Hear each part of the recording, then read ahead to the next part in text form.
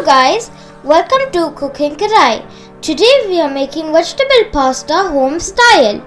The ingredients we need are turmeric, red chilli powder, salt, garam masala, tomatoes, onions, ginger, garlic, green chilies, carrots, green capsicum, yellow bell pepper, red chilli sauce, tomato ketchup and pasta.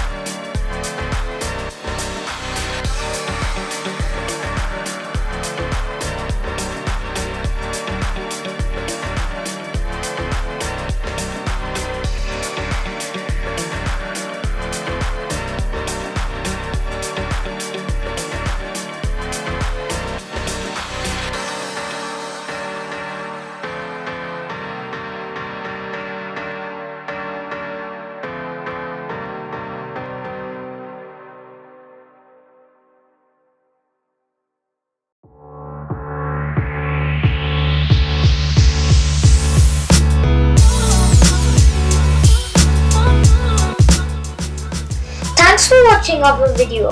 Please do subscribe, like and hit the bell icon to get updated on our future videos.